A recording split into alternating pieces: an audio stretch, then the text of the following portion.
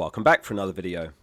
In this one we're going to talk about everything we've learned from the weekend's games, transfer plans for Gameweek16 and the Everton vs Liverpool postponement. Let's actually discuss the postponement first actually. Unless you've been living under a rock, you're probably aware the game was postponed due to severe weather and the Premier League are going to have to find a new date for that game to be played. So where does it go? Well, one possible location being touted by the fixture gurus is Gameweek 25. It can't be any earlier than Gameweek 19 due to available slots. Gameweek 24 and 33 also possible. If it drops into 25, that would give Liverpool a double game week of Wolves home and Everton away, which is ridiculously good. I don't suppose nearly as many will look at Everton assets for the double, but their double would be Palace away, Liverpool home. If you used your triple captain already, don't worry about it too much. It's not ideal, but it's rare that we get these weather postponements. It's just one of those things. For all we know, the mystery chip could go perfectly in that double game week anyway, and we'll know what it is very soon.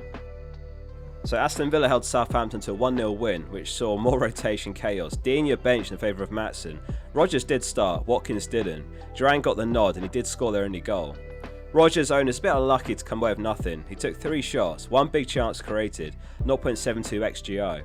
He was booked in the 96th minute for a 2-pointer, and that means he's on 4 yellow cards now as well. One more is a 1-match suspension, unless he makes it past Gameweek 19, and then it extends to 10 yellows required for a 2-match suspension instead. It was something that we talked about in the deadline stream. Maresca the week before used that Southampton fixture as an opportunity to rotate in this busy period with tougher games on the horizon, with the greatest respect to Southampton. Not enough to avoid starting your assets of course, but perhaps enough to look elsewhere for captaincy. An unfortunate 1-pointer for Watkins' owners. He actually took 4 shots when he came on. Forest, Man City and Newcastle up next for Villa before some great fixtures again. Brentford 4, Newcastle 2. 22 of Brentford's 23 points have come in home games this season and they sit in 7th place as a result. We talk about the curse of the most transferred in player often when they seem to often go into blank, but what about the curse of the most sold? Well over 500,000 sold in Mbeumo after taking 1 shot in 5 games, immediately followed up with a goal, assist and 3 bonus points, peak FPL. Despite that, he fell in price as well that night.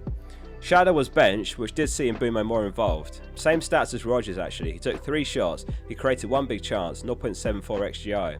Was a lovely goal as well, dribbling inside, beating Hull who should have done better, on the edge of the box and then a snapshot beating Pope. Isak found himself in the right position as the ball was whipped across and he headed it straight past Flecken. Flecken actually got an assist for the goal by Collins. He's got more goal involvement since the start of last year than Mount. Ultimately just a 3-pointer for Flecken as he was booked as well, just 1 clean sheet after 15 games. Visser also scored for Brentford. What a season he's having, that's 8 goals, 2 assists and 11 starts. He scored in every home match that he started in. Crystal Palace will be pretty pleased taking a point from Man City in the 2-2 draw. A bare bones City defence of Akanji, Stones and Ake all out injured. Walker, Ruben Diaz, Vardy and Lewis the starters. A rollercoaster game for Lewis owners, scoring and then getting booked just 2 minutes later, and then a second yellow 40 minutes after that for a red card, so he'll miss Gameweek 16 and ultimately finished on 4 points. Haaland back on the score sheet. It was a brilliant header as well from Nunez cross, Henderson coming out to claim it but not getting to it. Munoz scored the opener, and that's goal in consecutive home games for him. He's 4th best among defenders for expected goal involvement this season. The defence stepped up to play him offside, but Walker was really slow to react, so that was the clean sheet wiped early on.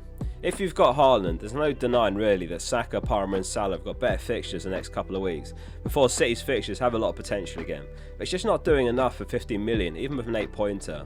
I mean, Wood's just 11 points behind him for about 40% of the price. Speaking of Wood, Man United lost home to Forest, 3-2 win for Forest, after Milenkovic opening goal a couple of minutes into the game. Højlund then responded, and then Gibbs White, and then Wood with a quality header, and finally Bruno scoring, but they were unable to rescue a point. What a season Forest are having though, they're in 5th place now. It's clearly not a purple patch for Forest or Wood, they're a really solid team. And Wood's just incredible value right now, he's in his prime, he's only 6.5 mil still. I'm not sure when I'll even sell him myself, he's just too consistent to sell. 10 goals in 15 games.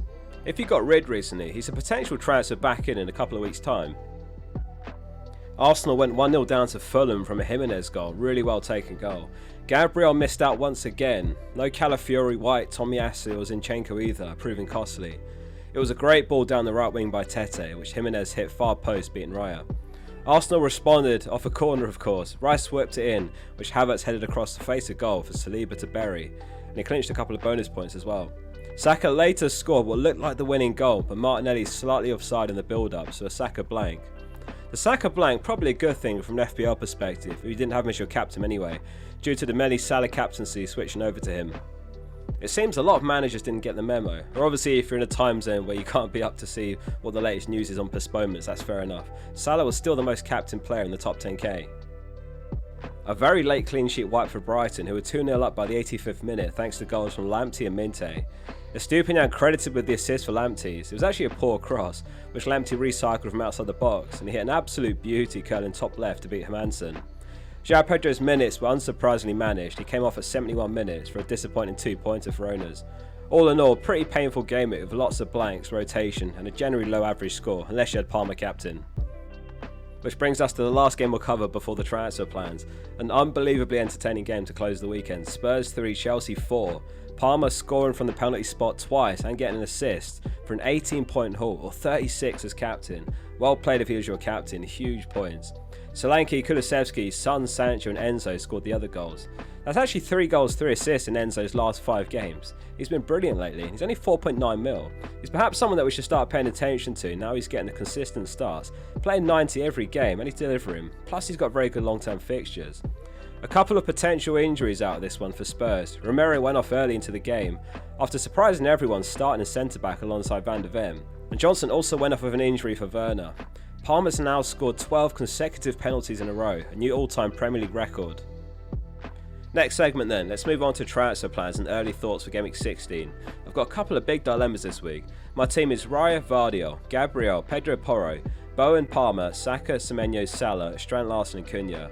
The first dilemma really is to start Wood or Bowen. I'll assess that one more dependent on how they look for the Wolves game, recording this on Sunday night. Some devastating news over the weekend actually. Antonio reportedly getting into a serious car crash. I just want to wish him all the best and a speedy recovery. Bournemouth are no pushovers this season, which is who they've got next. They've been hovering in the top 6 for expected goals conceded. That said, so are Villa, who Wood's got, but he is playing at home. So Gabriel wasn't in the squad again for Arsenal, so I suppose the next step is let's see what happens midweek in the Champions League and if he's back then. The other dilemma is whether to spend my 2 transfers to buy Trent or not. One option, and probably the only one I'm looking at, is to sell Porro for Colwill and Vardiol for Trent. This gets me Trent home to Fulham and Colwill home to Brentford. The reason I'm really on the fence about this one is a couple of reasons. Firstly, I'd be dropping Porro before he's got Southampton, and secondly, I'd be losing Vardiol, but I still think he's got loads of potential. It's very much dependent on City having available centre-backs though, as he was left centre-back against Palace and far less involved in the attack. But when he's in left-back, he's like a winger at times. He looks always close to a return.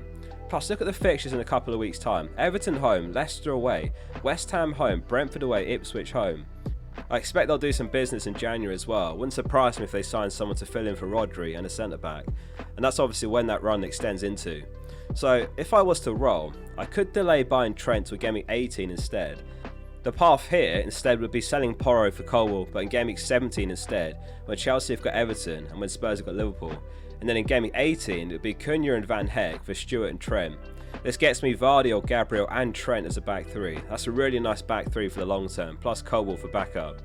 And then in Gameweek 19, using 2 free transfers, I could sell Bowen for Rodgers when West Ham's good run ends and they've got Liverpool, and then Strand Larsen to Jackson, or a similarly priced forward, maybe Isak. Sometimes when it's not clear, I feel that doing nothing is the answer, so the current plan is to roll the transfer and give Porro one final week in the team. Thanks for watching. There's lots of great FPL content in the coming weeks, so hit subscribe if you're not already. See you soon for the next one.